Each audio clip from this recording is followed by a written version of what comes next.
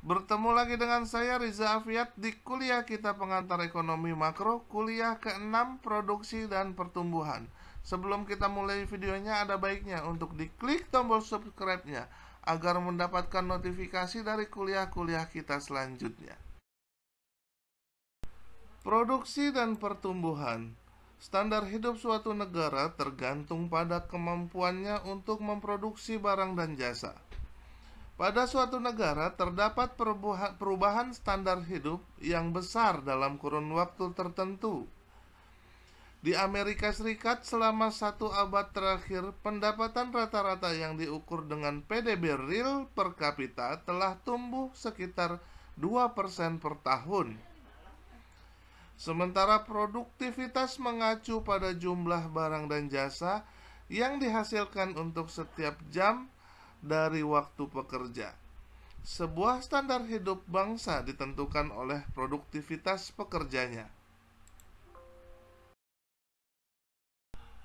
Berikut ini adalah gambaran tabel bermacam pengalaman pertumbuhan dari negara-negara di dunia termasuk di Indonesia. Dengan growth rate per year untuk Indonesia adalah sebesar 1,35.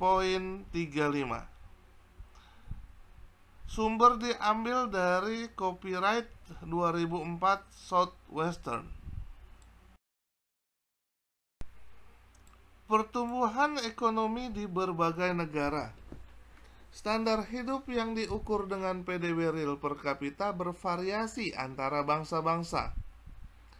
Negara-negara termiskin memiliki tingkat rata-rata pendapatan yang belum pernah terlihat di Amerika Serikat selama beberapa dekade. Tingkat pertumbuhan tahunan yang tampak kecil menjadi besar ketika dijumlah selama bertahun-tahun. Penjumlahan mengacu pada akumulasi tingkat pertumbuhan selama periode waktu.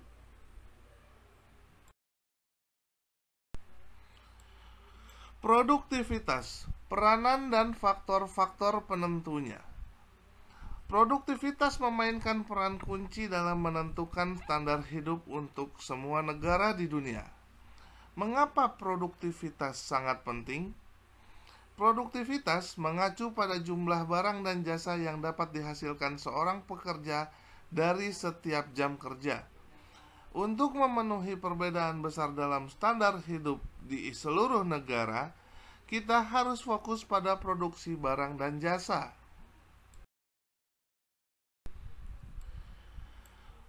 Bagaimana produktivitas ditentukan? Input yang digunakan untuk memproduksi barang dan jasa disebut dengan faktor-faktor produksi. Faktor-faktor produksi secara langsung menentukan produktivitas. Faktor-faktor produksi itu adalah sebagai berikut. Yang pertama, modal fisik. Yang kedua, modal manusia. Yang ketiga, sumber daya alam. Dan yang terakhir adalah penguasaan iptek.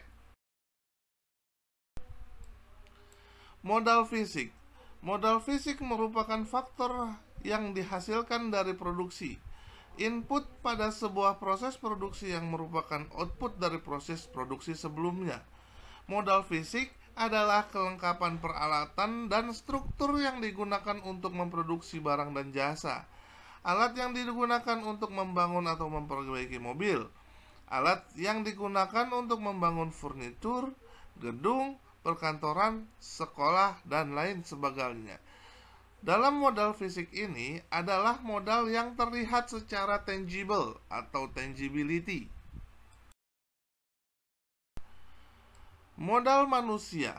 Modal manusia, istilah para ekonom untuk pengetahuan dan keterampilan yang diperoleh para pekerja melalui pendidikan, pelatihan, dan pengalaman. Seperti modal fisik, modal manusia juga meningkatkan kemampuan suatu negara untuk memproduksi barang dan jasa. Sumber daya alam. Sumber daya alam adalah input yang digunakan dalam produksi yang disediakan oleh alam seperti tanah, sungai, dan deposit mineral. Sumber daya yang dapat diperbaharui termasuk pohon dan hutan. Sedangkan sumber daya yang tidak dapat diperbarui termasuk minyak bumi dan batu bara serta mineral yang ada di dalamnya.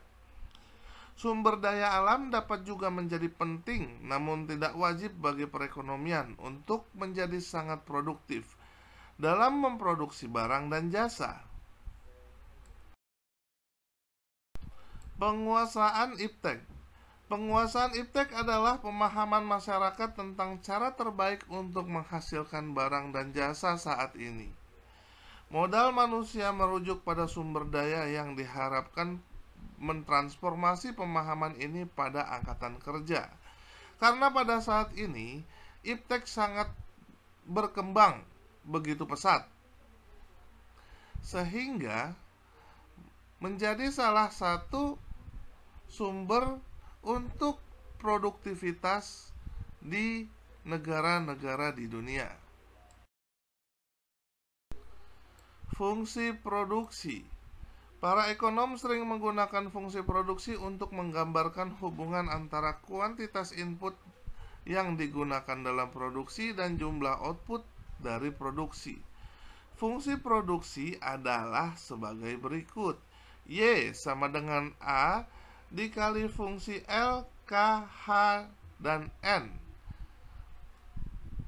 di mana A sama dengan ketersediaan teknologi produksi, L merupakan jumlah pekerja atau labor, K merupakan modal fisik atau capital, H merupakan jumlah modal manusia atau human, dan N jumlah sumber daya alam atau nature. Serta F adalah fungsi yang menunjukkan bagaimana input dikombinasikan untuk menghasilkan output. Fungsi produksi. Fungsi produksi memiliki skala hasil tetap atau constant return to scale. Jika untuk bilangan positif X, maka yang terjadi adalah XY sama dengan A dikali fungsi XL dikali XK dikali XH dikali XN. Artinya 2 kali lipat dari semua input menyebabkan jumlah output menjadi 2 kali lipat juga. Fungsi produksi dengan skala hasil kontan memiliki implikasi yang menarik. Jika ditetapkan X sama dengan 1 per L, maka yang terjadi adalah Y per L sama dengan A dikali fungsi 1 dikali K per L dikali H per L dikali N per L, di mana Y per L merupakan output per pekerja, K per L merupakan modal fisik per pekerja, H merupakan modal manusia per pekerja, dan N per L merupakan sumber daya alam per pekerja. Persamaan sebelumnya mengatakan bahwa produktivitas sama dengan Y per L, tergantung pada fisik modal per pekerja atau K per L dan modal manusia per pekerja H per L, dan sumber daya alam per pekerja atau N per L, serta keadaan teknologi yaitu A.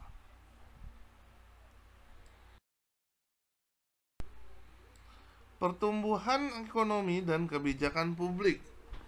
Pemerintah dapat melakukan banyak hal untuk meningkatkan produktivitas dan standar hidup. Kebijakan pemerintah yang meningkatkan produktivitas dan standar hidup adalah sebagai berikut. Yang pertama, mendorong tabungan dan investasi. Yang kedua, mendorong investasi dari luar negeri. Yang ketiga, mendorong pendidikan dan pelatihan. Yang keempat, menetapkan hak properti dan memelihara stabilitas politik. Yang kelima, mempromosikan perdagangan bebas. Dan yang terakhir adalah mempromosikan penelitian dan pengembangan. Pentingnya tabungan dan investasi. Salah satu cara untuk meningkatkan produktivitas di masa depan adalah untuk berinvestasi lebih banyak sumber daya saat ini dalam produksi modal. Berikut ini adalah contoh hubungan antara pertumbuhan dengan investasi. Dilambangkan dengan growth rate persen dan investment percent of GDP.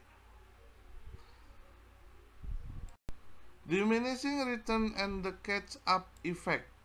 Seiring dengan bertambahnya persediaan modal, output tambahan yang dihasilkan dari tambahan modal menjadi menurun. Sifat ini disebut penurunan yang diperoleh dari keuntungan atau diminishing return. Karena keuntungan menurun, kenaikan tingkat tabungan menyebabkan pertumbuhan yang lebih tinggi untuk sementara waktu. Dalam jangka panjang, semakin tinggi tingkat tabungan menyebabkan semakin tinggi tingkat produktivitas dan pendapatan, tetapi tidak menyebabkan bertambahnya pertumbuhan untuk variabel ini. Efek pengejaran atau catch-up effect. Efek yang membuat negara-negara yang pada mulanya miskin cenderung tumbuh lebih cepat daripada negara-negara yang pada mulanya memang kaya. Investasi asing. Pemerintah dapat meningkatkan akumulasi modal dan pertumbuhan jangka panjang ekonomi dengan mendorong investasi dari sumber-sumber asing. Investasi dari luar negeri dalam beberapa bentuk yaitu sebagai berikut. Yang pertama, investasi asing langsung, yaitu investasi modal yang dimiliki dan dioperasikan oleh pihak asing. Yang kedua, investasi asing portofolio, yaitu investasi yang dibiayai pihak asing namun dioperasikan oleh pihak domestik. Pendidikan.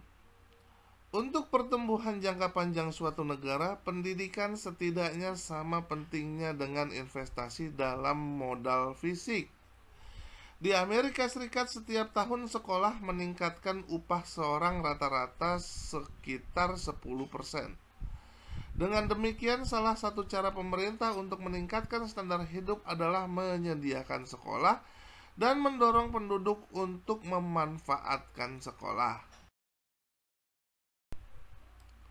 Orang berpendidikan bisa menghasilkan ide-ide baru tentang bagaimana cara terbaik untuk menghasilkan barang dan jasa yang pada gilirannya dapat masuk ke masyarakat, pengetahuan dan memberikan manfaat eksternal kepada orang lain. Salah satu masalah yang dihadapi beberapa negara miskin adalah kekosongan otak. Emigrasi banyak pekerja yang paling berpendidikan tinggi ke negara-negara kaya. Hak milik dan stabilitas politik. Hak milik mengacu pada kemampuan orang untuk menjalankan otoritas atas sumber daya yang mereka miliki. Sebuah prasyarat agar sistem harga dapat berjalan dengan baik adalah memberikan penghargaan yang baik secara ekonomi atau untuk hak milik. Penting bagi investor untuk merasa bahwa investasi mereka itu aman terkendali. Perdagangan bebas. Perdagangan dalam beberapa cara adalah tipe teknologi.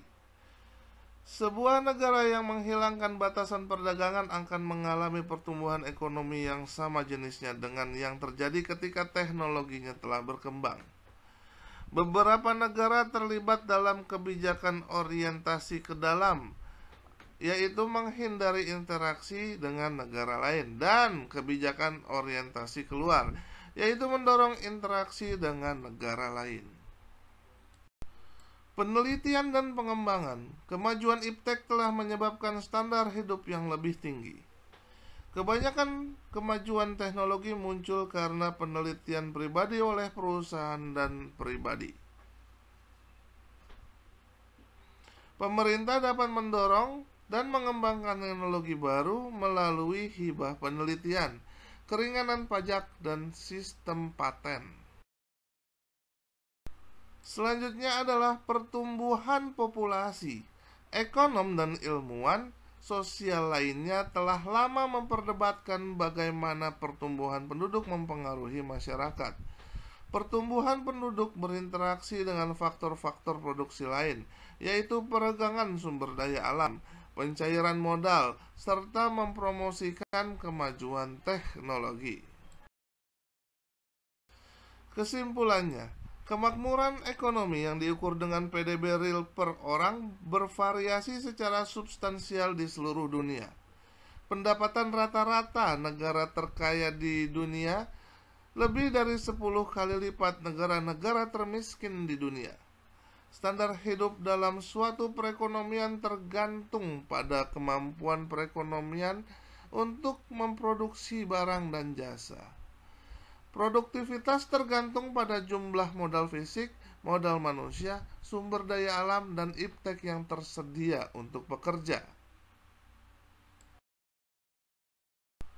Kebijakan pemerintah dapat mempengaruhi tingkat pertumbuhan ekonomi dalam berbagai cara. Akumulasi modal tunduk juga pada keuntungan yang menurun, serta karena keuntungan yang menurun, tabungan lebih tinggi mengarah ke pertumbuhan yang lebih tinggi untuk jangka waktu. Tetapi pertumbuhan pada akhirnya akan melambat. Juga karena hasil yang menurun, pengembalian modal sangat tinggi di negara-negara miskin.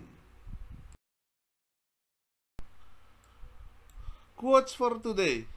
Bukan karena tidak ada rintangan kita menjadi optimis, tetapi karena kita optimis, maka rintangan tidak akan terasa. Terima kasih untuk semua yang sudah menonton. Semoga bermanfaat buat kita semua. Keep your spirit to learn more. Please like, share, and comment.